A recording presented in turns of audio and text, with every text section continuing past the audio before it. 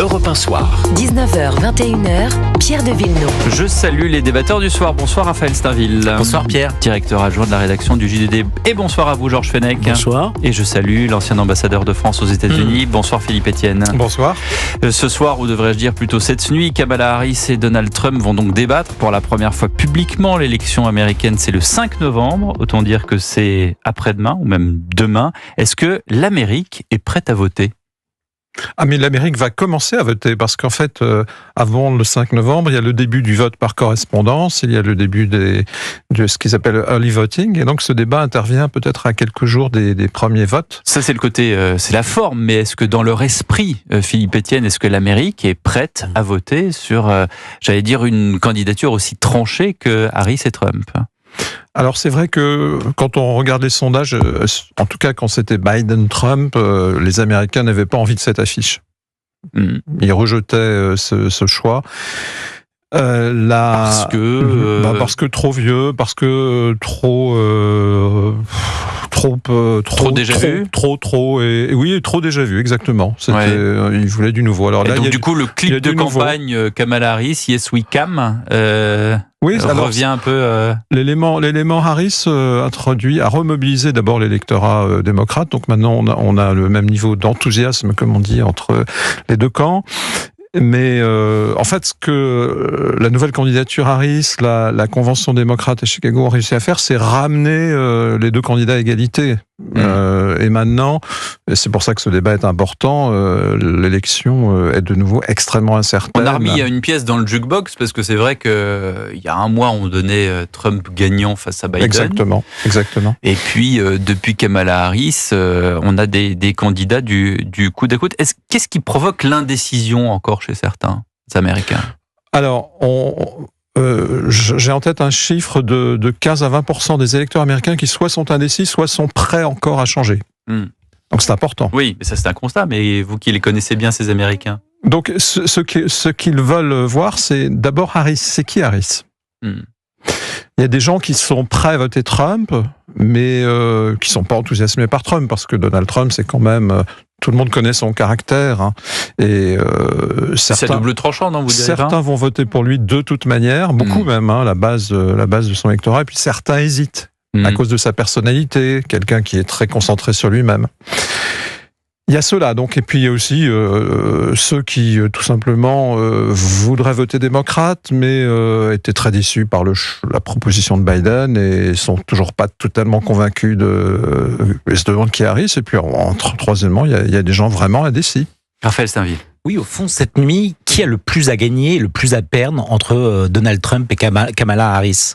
Alors, ce qu'on entend aux États-Unis, de manière assez consensuelle, c'est que c'est Harris qui a le plus à perdre et aussi finalement le plus à gagner parce que c'est elle l'inconnue du débat. Et que, quoi que dise Donald Trump, il va pas surprendre les auditeurs. Bon, il faut quand même aussi considérer que Trump, je suis sûr que ses conseillers ont aussi préparé Donald Trump et lui ont dit, par exemple, essaye d'éviter les injures. Voilà. Enfin bon, un certain style et bon, lui ont sans doute conseillé d'attaquer Harris sur le thème, mais vous prétendez être la candidate du futur, mais pourquoi tout ce que vous voulez faire, vous l'avez pas fait avec Biden ? Ça sera un argument. Bref, il y a eu une préparation des deux côtés. Mais oui, c'est du côté de Harris qu'il y a le plus de questions ouvertes. Ils ont obtenu que les micros soient coupés entre les paroles des uns et des autres. Oui, mais alors, les démocrates, finalement, étaient contre. Ouais. Parce qu'ils auraient voulu laisser le micro à Trump, qui est quelqu'un d'impulsif, et qui aurait pu dire des choses qui, évidemment, pouvaient dépasser... C'est amusant parce que pour le débat, le fameux débat qui a fait s'aborder la campagne Biden du 27 juin, c'était des démocrates qui avaient demandé de couper le micro. Et là, la campagne Harris a dit non, on voudrait bien les ouvrir. En tout cas, c'est vrai que Kamala Harris, on la connaît pas, qu'elle a eu une vice-présidence très effacée, que les Américains ne la connaissent pas au fond, vraiment, et que si un des deux a gros à jouer, je pense que c'est surtout elle, qui en plus n'était pas une bonne débatteuse de ce qu'on en dit. Alors, elle avait fait quand même un assez bon débat il y a 4 ans. Vous savez que dans les élections américaines, il y a un débat ou deux entre les deux candidats à la présidence, mais aussi un débat entre les candidats à la vice-présidence. Elle avait plutôt réussi son débat contre Mike Pence. Mais c'est vrai qu'elle est encore largement inconnue.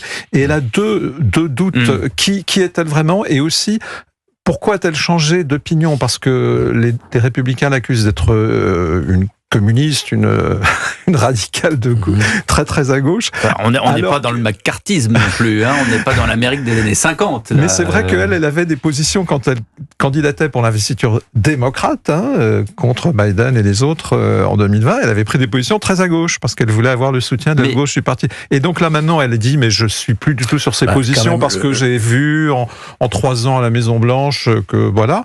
Mais donc c'est une fragilité pour elle.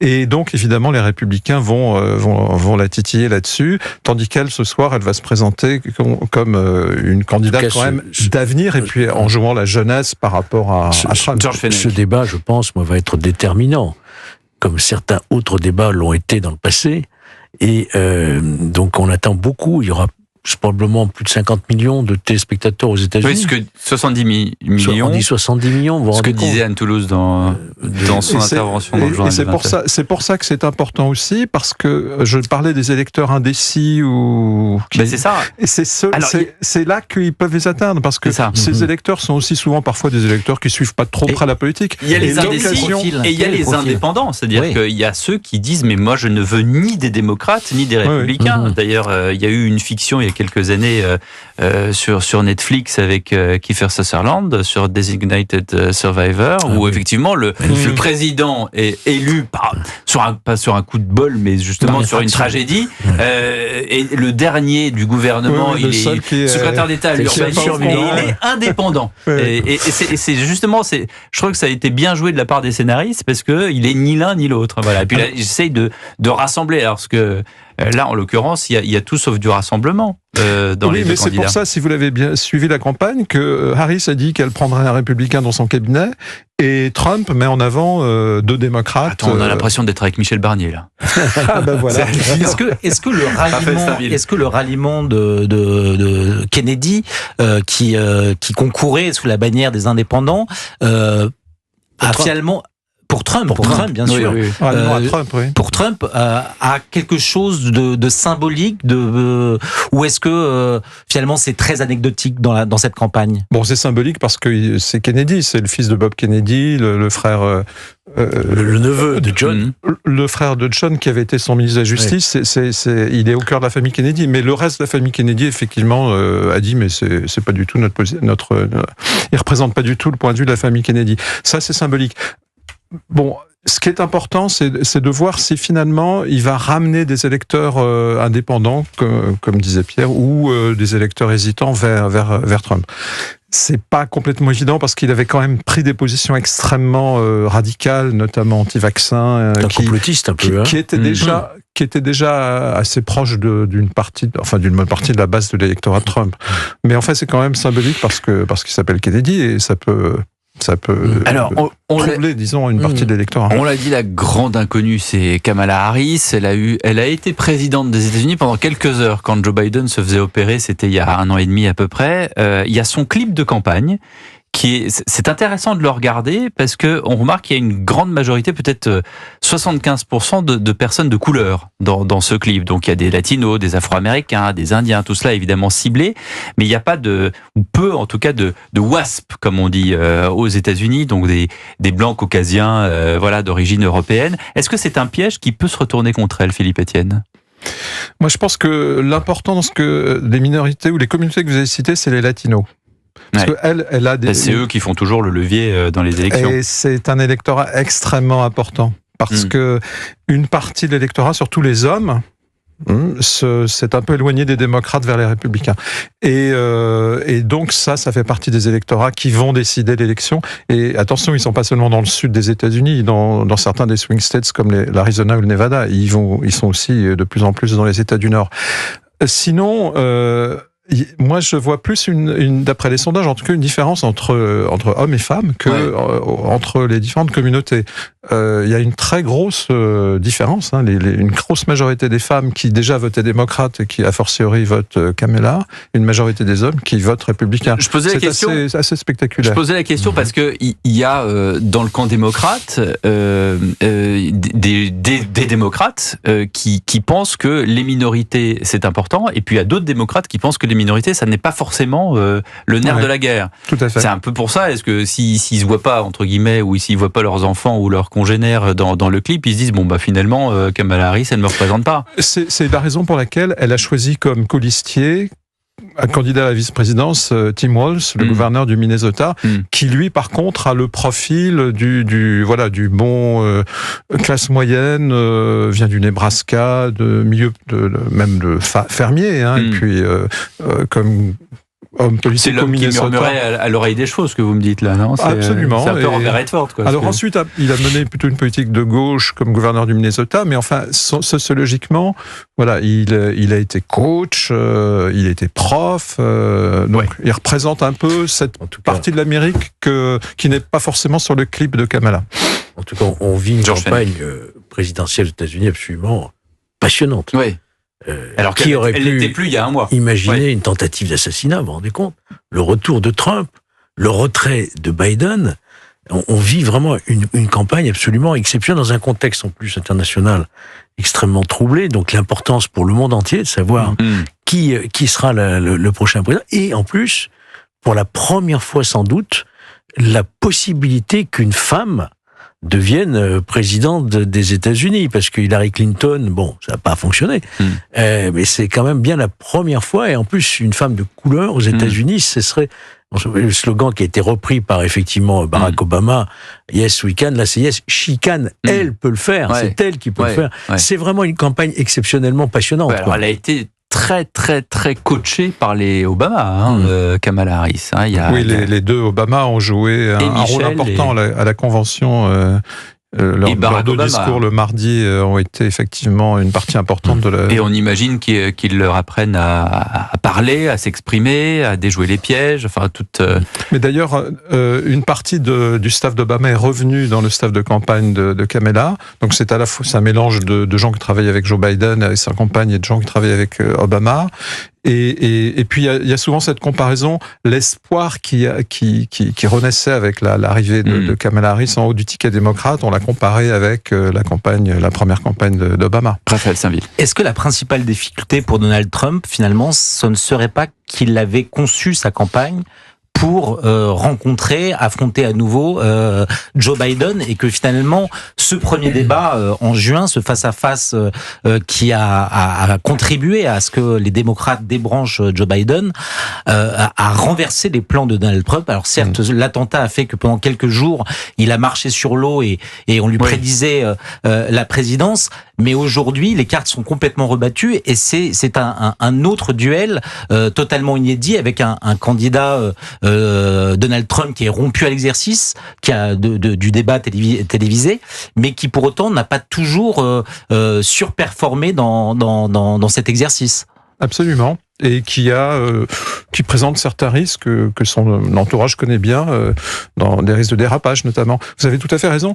La campagne a complètement changé du point de vue de Donald Trump avec le changement de candidat démocrate, et on a senti un certain désarroi, un certain flottement, y compris dans les déclarations de Donald Trump, quand il a dit mais c'est pas juste, c'est un coup d'État du côté des démocrates, ou alors il a critiqué les chiffres donnés pour les foules au meeting démocrate. Enfin, on a senti alors que ses conseillers lui disaient mais attaque là sur les programmes, sur ces changements de position.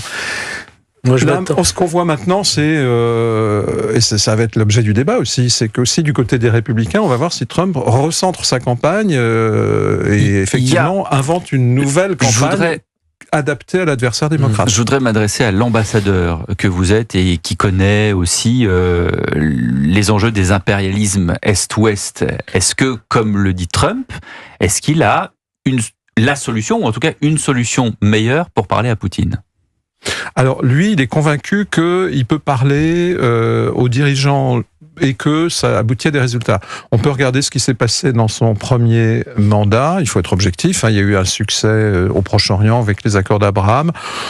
On peut se demander si son dialogue avec le dirigeant nord-coréen, par exemple, a abouti à quelque chose. En l'ayant critiqué au départ. Voilà. Donc, finalement, en étant allé le voir. Parce que quand on entend Poutine, quand on entend Trump, on a l'impression qu'il nous dit je vais prendre le téléphone, en 3 minutes, c'est réglé. Alors, c'est à la fois sa personnalité et puis son style transactionnel.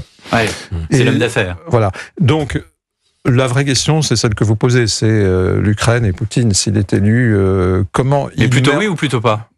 Ah ben il va essayer, je pense qu'il va essayer. Ouais. Maintenant, il a en face de lui Vladimir Poutine. C'est ça. Dernière question. Oui, vous avez évoqué le colistier de Kamala Harris. J'aimerais juste évoquer le colistier de Donald Trump. Est-ce que finalement il n'a pas fait une erreur en nommant non pas un homme qui viendrait compléter ou une femme qui viendrait élargir son électorat, mais finalement en se choisissant un héritier comme s'il avait déjà gagné cette élection ?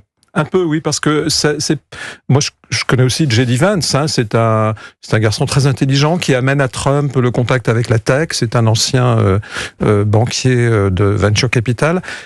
Il a un potentiel, il est jeune, il a 39 ans, mais idéologiquement, en effet, il le complète pas bien, et même ethniquement. On avait pensé que Trump peut-être choisirait le sénateur afro-américain Scott ou une femme, et il a choisi quelqu'un qui, bien que beaucoup plus jeune, a un profil idéologique assez proche. Voilà, vous nous avez servi l'apéro, comme on dit, Philippe Etienne. Reste à voir le plat principal, ça sera à 3h du matin sur CNews en direct. Merci beaucoup, monsieur l'ambassadeur, d'avoir été avec nous.